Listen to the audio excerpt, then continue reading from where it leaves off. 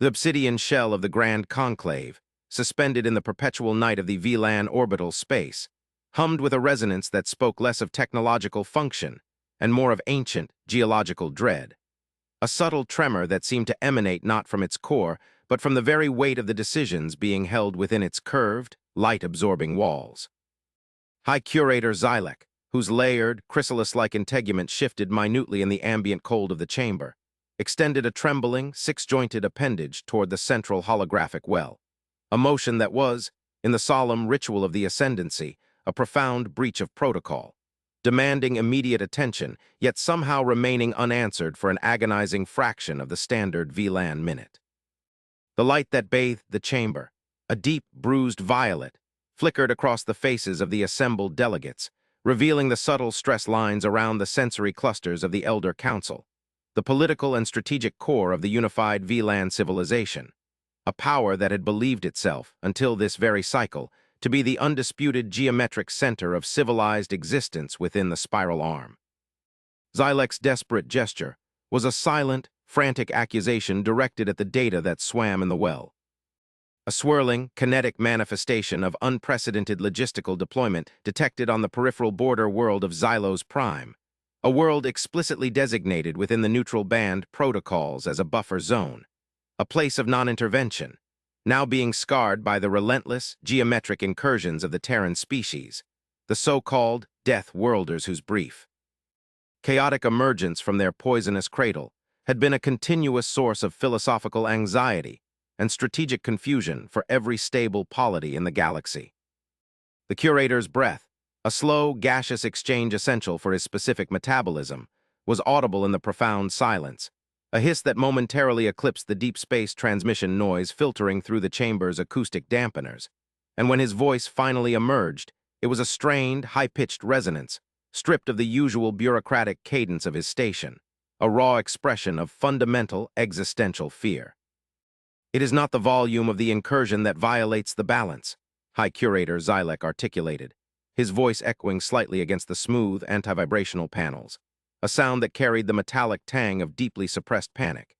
"It is the nature of the deployment, the sheer, unsustainable ruthlessness of their logistics, the obscene velocity of their terrestrial occupation of Xylos Prime, a velocity that defies all established doctrines of resource conservation and strategic prudence. A velocity which speaks of a mind utterly unconcerned with the long term, a mind existing solely in the immediate, violent now." He retracted his appendage, the multifaceted optics of his head cluster focusing intensely on Elder Cathar, the Ascendancy's primary diplomat and chief proponent of cautious containment, whose ancient, slow metabolism body remained perfectly motionless within its nutrient cradle, a monument to the slow, measured wisdom of millennia. The holographic data in the well shifted, coalescing into the schematic of the primary Terran ground vehicle responsible for the majority of the planetary mass movement.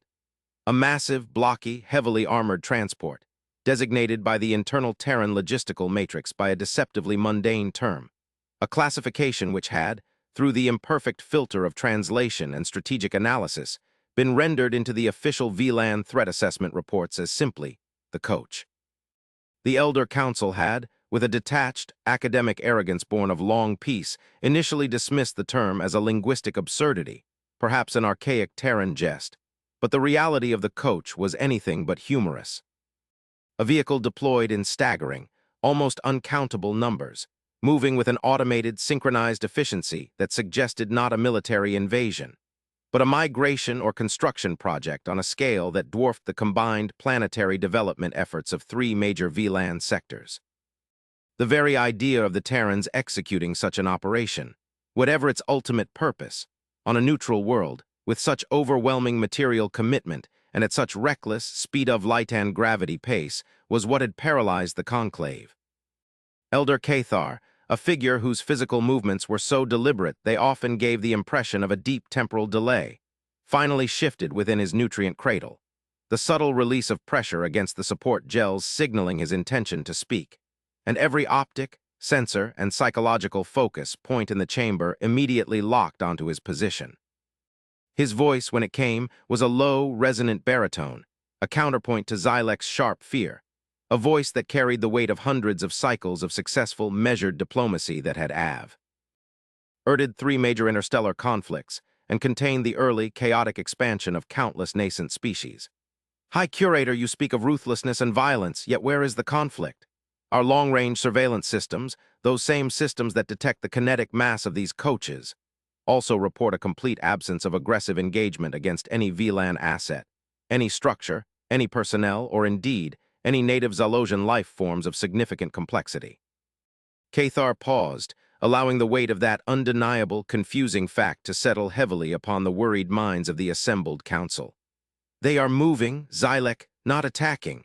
They are deploying infrastructure, not weaponry. Their logistical efficiency is terrifying, yes, for it highlights the glacial pace of our own internal resource transfer protocols. But a demonstration of superior logistical capability is not, in and of itself, an act of war, nor is it a violation of the spirit of the Neutral Band Accords, which strictly limits the application of weaponized force, not the movement of civilian-grade construction equipment, however large and heavily armored that equipment may be. The Elder Council, typically unified in their strategic caution, splintered visibly on this point of philosophical interpretation, the Terrans remaining the perpetually frustrating variable in the otherwise predictable galactic equation. Chancellor J. Nyes, the presiding political head of the conclave, whose species was known for their intensely logical binary processing minds, offered the central dilemma in a dry, dispassionate tone that only amplified the tension. The Terran designation, Coach, Cathar, is irrelevant. Its function, however, is the crux of the crisis. Our analysts, utilizing the deep contextual semantic engines developed over 80 cycles of observing their bizarre historical transmissions, indicate that the word, in its archaic Terran military context, can be interpreted as a vehicle designed for the rapid, overwhelming delivery of personnel into a hostile zone, often prefixed by terms such as assault or armored personnel. The physical characteristics of the deployed vehicles, their armor-to-mass ratio, their proprietary shielding, the sheer power output of their drive systems, all align with a strategic military transport, regardless of what the Terrans choose to currently call them to confuse our semantic translators. They are building a massive, protected logistical artery across Xylos Prime, an artery capable of supporting a strategic influx of forces that would destabilize the entire sector. We cannot afford the moral luxury of philosophical debate, while a death world positions itself for a logistical chokehold on our territory. The question is not if they are violating the spirit of the Accord, but why they are doing so with such transparent, overwhelming materialism. The Chancellor's point was a sharp, unpleasant jolt to the Council's complacency, forcing them to confront the possibility that the Terrans, for all their baffling lack of elegance and their reliance on raw, brute force engineering, might simply be more efficient at strategic preparation than the VLAN, and that this efficiency was, in its own way, the most dangerous weapon of all. The discussion, which stretched into the VLAN subjective night cycle, became a dizzying philosophical spiral, touching upon the Terrans' disturbing historical propensity for internal, self-destructive conflict, their perplexing ability to simultaneously execute acts of profound savagery and acts of selfless ethical altruism, and their baffling technological leap from radio communication to hyperdrive in what was, by galactic standards, a mere geological blink. The political fear was not of their weaponry, which the VLAN knew they could counter, but of their unpredictability, their capacity for overcommitment to an objective, and their unnerving, casual disregard for the established norms of galactic diplomacy. They operated not within the measured constraints of strategic resource allocation, but with a horrifying, open-ended logistical blank check, treating planetary-scale engineering as a mere weekend project. The final, strained consensus reached by the conclave, guided by Cathar's insistence that confrontation with the unknown was far more perilous than observation, was a cautious, measured step. A small, highly advanced, deep-spectrum observership, the Scholar-class observership TLEN, was to be dispatched, carrying a diplomatic contingent and a team of xenolinguistic and xenopsychological foreign students, scholars chosen for their detached academic curiosity, to approach the Terran operation, observe the Coach War firsthand, and initiate a formal first-tier diplomatic query regarding the nature and intent of their logistical deployment. This was not a move toward war, but toward illumination, a final, desperate attempt to peer into the pragmatic, terrifying logic of the Death Worlders before the situation escalated beyond the capacity for mere dialogue. The T-Len would be the Ascendancy's eyes, and their primary diplomatic voice, a thin, fragile line of inquiry cast into the overwhelming shadow of the Terran logistical engine. The transition from the cool, measured silence of the VLAN core systems to the turbulent, electromagnetically saturated fringe of the neutral belt was a severe physiological shock for the crew of the T-Len, a vessel designed for deep spectrum analysis and minimal kinetic interference, not for close proximity observation of a potential military crisis. Vicor, a junior diplomatic attaché whose primary focus had been the theoretical analysis of archaic Terran cultural artifacts, found the sheer sensory overload almost debilitating as the T-Len dropped its primary stealth field and hovered at the designated observation locus, several 100,000 kilometers above the primary Terran deployment zone on Xylos Prime. The observation deck, normally reserved for detached, quiet study, was now a buzzing, illuminated hub of frantic activity, the holographic displays thrumming with raw, unfiltered data that immediately rendered all previous conclave reports obsolete in their scale and intensity. The Coach War was not a localized deployment. It was a planetary circulatory system being constructed at impossible speed. Ambassador Vicor, the T-Len's chief sensor analyst, a highly strung, six-limbed being named Lur, broadcasted across the observation deck's low-frequency communication channel, her voice tight with professional strain. The sheer mass reading is anomalous. Our kinetic dampeners are struggling to compensate for the terrestrial-sourced vibrations. Their deployment vehicles, the coaches, are not traversing existing infrastructure. They are creating it in real time.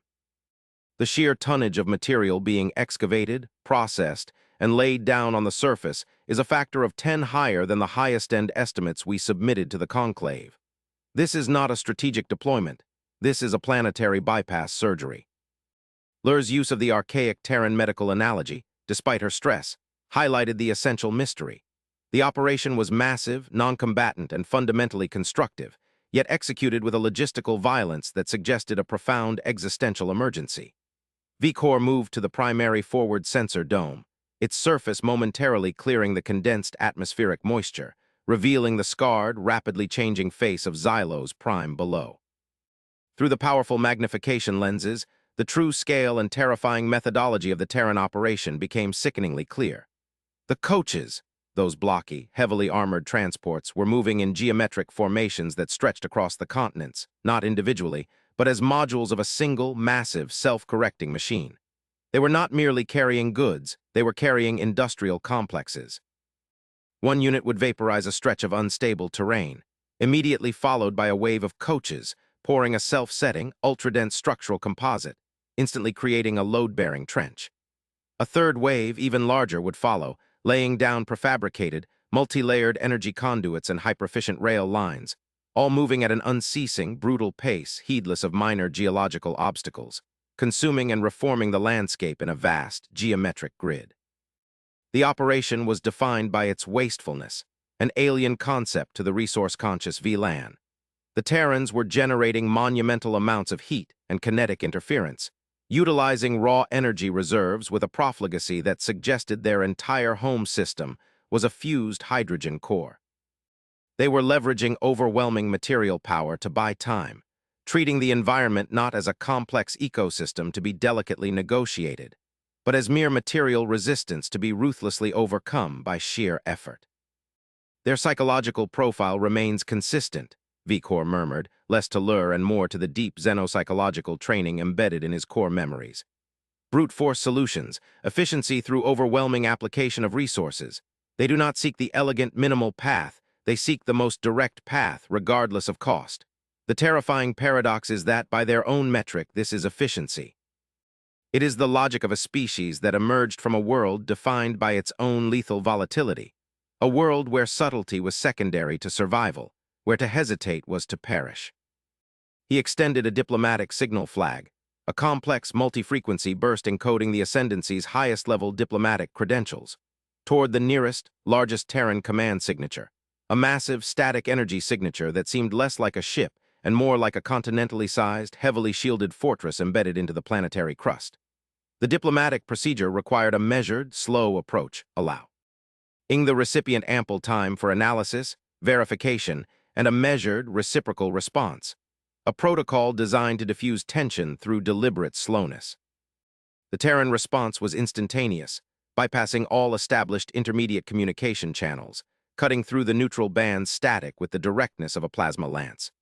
The sheer volume of the incoming data burst was momentarily alarming, but upon filtering and translation, the message itself was unnervingly brief, calm, and utterly professional, spoken in a clear, synthetically modulated voice that was devoid of any identifiable emotion, fear, or malice. Designated VLAN Observership TLEN, this is Human Command, Primary Logistics Hub Delta 7. Your transmission is acknowledged. Your presence in the restricted kinetic zone is noted. Intent, diplomatic inquiry regarding the status of Operation BlackRock logistical deployment. Status, received and understood. The current deployment phase requires high-density material transfer and automated construction operations. For the safety of your personnel and the integrity of our logistics grid, maintain a stable orbit at your current coordinates. We are currently allocating a 30-second window for primary response before the next kinetic wave activation. State your primary concern. Over. Vikor felt a primal, cold flicker of confusion in his core. 30 seconds. The time required for the VLAN conclave to even formulate a single, properly vetted sentence was measured in minutes, often hours. These Death Worlders, conducting a planetary-scale logistical operation, were granting the highest diplomatic mission of the Ascendancy a time window more appropriate for a casual, personal greeting. The lack of preamble, the immediate, pragmatic focus on the primary concern, and the terrifying casualness with which they mentioned a kinetic wave activation that could vaporize the TLEN if they strayed, was a perfect, crystalline snapshot of Terran philosophy. Vikor forced his strained vocal cords to mimic the synthetic calmness of the incoming transmission, projecting his words through the Ascendancy's deep-spectrum translator. Human Command Delta 7, this is Ambassador Vikor of the VLAN Ascendancy. We acknowledge the unprecedented scale of Operation BlackRock. Our primary concern, which we transmit for immediate clarity, is the intent of this overwhelming, high-velocity logistical build-out within the neutral band. Our strategic analysis identifies the deployed ground vehicles, your coaches, as possessing capacity and armor far in excess of conventional civilian transport, suggesting a capability for the rapid militarization of this infrastructure. This operation fundamentally alters the strategic balance of the sector. We request, formally, a full accounting of the projected end state of this massive material deployment and confirmation that it is not a prelude to territorial acquisition or strategic conflict. Vikor finished, allowing the Ascendancy's signature of sincerity, a subtle multi-frequency code that validated the depth of their concern, to accompany the final transmission, and then the TLEN waited, the massive geometric chaos below unfolding with a chilling, inhuman predictability. The response from Hub Delta 7 was slightly delayed, a full 10 seconds passing before the calm, synthetic voice returned, a delay that Vikor interpreted, with a brief surge of hope, as a sign that the humans were consulting a higher authority, perhaps a realization of the gravity of the VLAN inquiry. But when the voice returned, it carried no gravity, only clarification. The answer delivered with a surgical, dispassionate logic that cut through every layer of VLAN paranoia and strategic misinterpretation. Ambassador Vikor, your concern regarding the coaches and militarization is noted. Clarification. The designation coach is an archaic internal Earthside logistics classification for heavy automated infrastructure deployment rig HAIDR. The armor and shielding are functional necessities, not offensive preparations. They are designed for self-repair and to resist the extreme kinetic demands of hypervelocity logistics deployment, not external engagement. The material and energy usage you observe is the optimal required throughput to achieve the necessary redundancy and completion time for the project. Regarding intent and end state, Operation BlackRock is the construction of the primary terrestrial terminus for the Sol Deep Space Material Transfer Grid, scheduled to be online within 0.8 planetary cycles. Its purpose is the necessary, non-negotiable transfer of critical high-mass resources from the Sol system's Kuiper belt to a designated deep space rendezvous point, the location of which is non-classified. This grid's capacity is solely focused on resource transfer and structural integrity. It is being built on xylos. Prime because the planet's unique, low-eccentricity orbital mechanics provide the optimal kinetic launch vector for the subsequent transfer stage. The deployment is governed by physics, not politics. To state this clearly, we are building a very large, very fast railway because our math requires it. There is no intent for territorial acquisition. The coach war, as your records term it, is simply the sound of an entire planetary logistics backbone being hammered into place at maximum velocity. We suggest you review the attached Level 1 infrastructure schematics, which detail the full, non-military purpose of the project. We are now allocating an additional 60 seconds for any final, high-priority diplomatic queries. Over. The silence that descended upon the observation deck of the TLEN was deeper and more profound than the vast emptiness between the stars, a vacuum not of space, but of shattered strategic assumptions. The entire conclave's fear, the geopolitical crisis that had nearly triggered a full-scale military alert, the philosophical debates, and the anxious positioning of the VLAN fleet.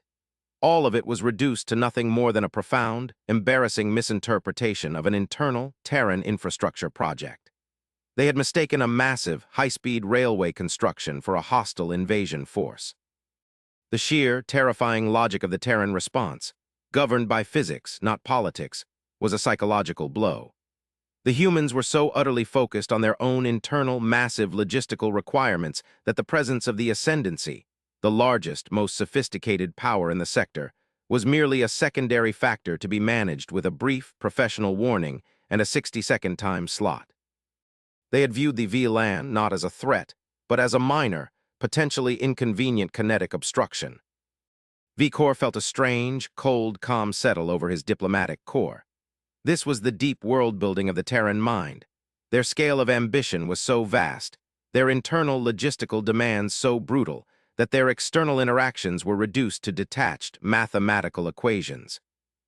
He looked at the schematics that were now flooding the TLEN systems, diagrams of multi-continental rail lines, massive automated freight launchers, and the terrifyingly over-engineered specifications of the coaches, all designed to move a staggering volume of mass to a predetermined point in deep space with surgical, non-negotiable efficiency. It was a declaration of logistical supremacy far more effective than any fleet deployment. The Death Worlders were not arrogant. They were merely busy achieving a scale of logistical necessity the VLAN had not even conceived of needing. Lur, Vikor finally broadcasted, his voice steadying, acknowledge receipt of the schematics. Transmit a standard diplomatic affirmation of non-aggression. State that the ascendancy requires a full analysis of the transmitted data and will re-establish contact at the conclusion of their current operational window. Conclude the transmission by requesting an in-person meeting with the Director of Operation BlackRock Logistics. We need to look into the eyes of the entity that perceives this scale of activity as mere construction. We need the human element, not the synthetic voice of their logic core. The TLEN executed the transmission. The Terran response again was instantaneous, professional, and slightly detached. Request for in-person meeting acknowledged. Director Alara Vance is currently engaged with Phase 3 resource allocation. Stand by for a 15-hour window assignment. Safe transit. Over. 15 hours. A minor delay in a massive, world-altering operation. For the Ascendancy, the true human reveal was complete. The terrifying thing about them was not their capacity for war, but their terrifying, ethical, and powerful capacity for work. The return to the obsidian throne room of the Grand Conclave was a dramatically different affair than the chaotic departure. The chamber now permeated by a profound, heavy quietness, an atmospheric tension not of fear, but of intellectual self-confrontation. Ambassador Vikor, after an intensive internal briefing that lasted nearly a full VLAN cycle, stood before the Elder Council, his report delivered not with diplomatic flourish, but with the stark, unsettling honesty of a field scientist reporting unexpected, reality-altering data. The holographic well, instead of displaying frightening kinetic readings, now showed the clean, elegant, yet brutally pragmatic schematics of the Sol-Deep Space Material Transfer Grid. The coaches, the purported instruments of a war, were revealed as nothing more than advanced, hyper-redundant rail-laying machines. The crisis was not external, elders, Vikor stated, his voice resonating with a quiet authority that had been earned on the edge of the neutral band. The crisis was entirely internal, a failure of imaginat. Ion, a failure of semantics, and a failure of philosophical analysis. We, the Ascendancy, define the Terrans by their history, their capacity for self-destructive conflict, and projected that capacity onto their every action. We expected aggression, and so we interpreted logistics as a strategic military buildup. The Terrans do not operate on a strategic time frame. They operate on a survival time frame, a philosophy forged in the chaotic fires of their own volatile planetary evolution. They build everything to resist catastrophe, and they build all of it at maximum velocity, treating redundancy and over-engineering not as expensive options, but as essential baseline requirements for longevity. The Coach War was merely the Terran way of performing a necessary high-density construction project. Elder Cathar, the long-standing diplomat, extended his appendage not in question, but in profound, contemplative acknowledgement. They have achieved the scale of infrastructure required for a multi-system civilization, yet they did so with the psychological pressure of a single-world species facing imminent local collapse. The efficiency of their fear is astonishing. They did not intend to threaten the balance. They simply built an artery large enough and fast enough to ignore the balance entirely, their attention fixed entirely upon their own overwhelming internal requirement. The Conclave struggled with the implications. The VLAN prized elegance and minimal energy expenditure. The Terran method, massive, material-heavy, kinetic, and rapid, was a direct, uncomfortable counterpoint to their entire civilization's engineering philosophy. They realized that their measured, hundred-cycle plans were being executed by the Terrans in less than one, not through superior theoretical physics, but through sheer, terrifying application of resource and effort. The opportunity for a true, deep understanding arrived with the Terrans' designated 15-hour window. Director Alara Vance, the head of Operation BlackRock Logistics, arrived not in a massive flagship, nor with a retinue of armored guards, but in a small, nondescript orbital shuttle, accompanied only by a single technical aide. She was a figure of quiet, intellectual intensity, her human calmness a striking contrast to the palpable, suppressed energy of the VLAN conclave. Her presence within the obsidian throne room, a physical manifestation of the death world logic, was itself an act of profound, ethical diplomacy. The dialogue that followed was stripped of all pretense, a serious, high-stakes philosophical negotiation over the nature of shared space and strategic necessity. Director Vance, Chancellor Janeyes began, maintaining a careful, measured tone, the Ascendancy accepts the non-military intent of Operation BlackRock. However, the creation of a logistical corridor of this scale, your material transfer grid, is, regardless of intent, a massive investment of power and strategic material that runs directly adjacent to our core resource zones. This creates a new, inherent instability. We are forced to ask, why such urgency? Why the brutal, high-velocity methodology on a non-Terran world? What is the necessity that supersedes the fundamental galactic principle of measured, long-term development? Director Vance, sitting comfortably at the edge of the holographic well, did not offer a political answer, but a purely technical one, her voice a low, steady alto, devoid of any attempt at dramatic emphasis, treating the Grand Conclave as if it were a high-level technical review board. Chancellor Janeyes, the necessity is driven by a non-negotiable temporal metric. The Sol Deep Space Material Transfer Grid is a preparatory infrastructure. Its current purpose is the rapid extraction and transfer of heavy element isotopes from the Sol system's Kuiper belt. Reserves which our long-range stellar projection models indicate will experience a nonlinear decay of orbital stability due to predictable, cyclical gravitational stress in approximately 3.7 cycles. That is a necessary, internal logistical problem. The urgency is the only variable we can control in the face of inevitable stellar mechanics. She paused, allowing the conclave to process the casual mention of an imminent, solar-scale instability event that the VLAN's own deep-spectrum observatories, focused on political and social shifts, had entirely failed to predict. But then, Director Vance leaned slightly forward, her focus shifting from the internal Terran necessity to the external, cosmic unknown, introducing the larger twist with the same dispassionate calm she had used to describe her railway. However, the ultimate necessity for the grid's over-engineering and accelerated construction is not the retrieval of isotopes, but the application of those isotopes. Approximately 0.4 cycles ago, a deep space sensor array, classified under our Krell Precursor Watch initiative, triggered a Tier 1 alert. This why an abandoned, colossal megastructure located far beyond the galactic rim, a derelict piece of non-organic, structured matter estimated to be millions of cycles old, is designed to detect only one phenomenon, a non-baryonic, structural distortion wave moving through the interstellar medium. Vance tapped a control on her simple console, and the holographic well, moments ago filled with the clean geometry of the coaches, transformed into a deep, three-dimensional representation of a vast, unidentifiable structural wave, a wrinkle in the fabric of space-time itself, moving with a slow, relentless inevitability toward the galactic spiral arm. Our analysis, cross-referenced with the precursor data gathered from the Krell array, indicates that this distortion is not a natural phenomenon. It is structured, organized, and non-random. Furthermore, the Krell sensor signature includes a chilling, non-translated warning that, when interpreted through Terran probabilistic mathematics, indicates a non-aggressive but utterly non-negotiable reorganization of the baryonic matter it encounters. The wave, simply put, is not a threat of violence, but a threat of annihilation by fundamental alteration. We estimate its point of first systemic contact within 18.2 cycles. The conclave was silent, the revelation that the Coach War was merely the sound of a species rapidly gathering its primary resources for a defense against an existential, cosmic unknown, a crushing weight of terrifying perspective. The Terrans were not merely preparing for a small, local threat.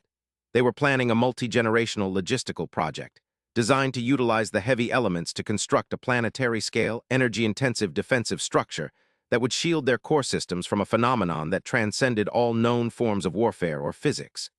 Their fear had not been of the VLAN, or even of their own sun. Their fear was of the cosmic silence that lay beyond the known frontier. The material transfer grid, Director Vance continued, her eyes locked on the immense, terrified faces of the VLAN elders, was always intended to be a shared infrastructure. We require the scale of resources that only a unified, stable ascendancy can provide. The coaches, in their overwhelming capacity and speed, are not a prelude to conflict. They are the necessary material tools required to forge a unified, galactic defensive line against a threat that views our civilization as merely chaotic matter awaiting orderly reformation. The choice before us is no longer political, it is architectural. We have the time to build the shared structure, but only if we operate with Terran logistics, with maximum velocity, full commitment, and a complete disregard for any cost other than mission completion. The Coach War was a necessary demonstration that we as a species can execute on the scale required to survive the inevitable unknown.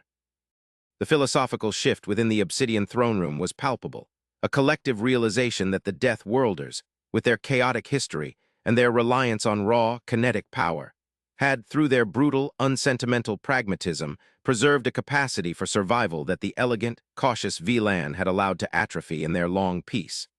The Terrans were the brutal heart of resilience, the relentless ethical engine required to confront the incomprehensible. Elder Cathar, moving with an uncharacteristic swiftness, rose slightly from his nutrient cradle, a gesture of profound respect and agreement. Director Vance, Cathar stated, his voice now a unified resonance of strategic acceptance, the VLAN ascendancy accepts the full technical assessment of the Krell array data and the non-baryonic threat. We accept the necessity of the Terran logistical methodology. The threat is not external to us. It is external to existence itself. Our fear of the Coach War was a child's fear of a tool they did not understand. We now understand that the tool was being forged for the unified defense of the entire sector. We will integrate the Ascendancy's full heavy element mining and fabrication capacity into the Sol Deep Space material transfer grid. We will operate on your temporal metrics. The alliance is not one of political convenience, but one of shared necessity and common survival. The architecture of our future will be forged by the logistics of your urgency. The grand conclave of the VLAN Ascendancy, the ancient, measured power of the galactic spiral arm, had, in a single, terrifying cycle, been brought to the precipice of a cosmic abyss, and found their unlikely, brutal saviors in the species they had once feared as aggressive, unpredictable children. The Coach War, the symbol of their fear and misinterpretation, was now understood as the defining, beautiful monument to the Terran will to survive, a testament to the raw, undeniable force of organized, ethical labor in the face of annihilation. Director Vance nodded once, a brief, professional acknowledgement of the massive commitment of resources, a gesture that contained no victory, only the shared burden of unimaginable work ahead. The alliance was sealed not with ceremonial words, but with the immediate exchange of logistical data packets, the sound of the future already beginning to resonate in the vast, cold emptiness of the obsidian throne room. The terrifying, ceaseless hum of an entire galaxy building its final, magnificent defense. The realization settled upon Vikor, the observer, the student. The Death Worlders were not a threat, but the galaxy's final, logistical vanguard, and the true frontier was not political or territorial, but a battle for the very definition of structured matter. A monumental struggle that had already begun with the laying of a single, impossibly fast, heavily armored rail line, extending silently toward the edge of forever. The only acceptable end state was the survival of existence, and the quiet, unwavering logic of humanity was the only force capable of delivering the necessary materials on time.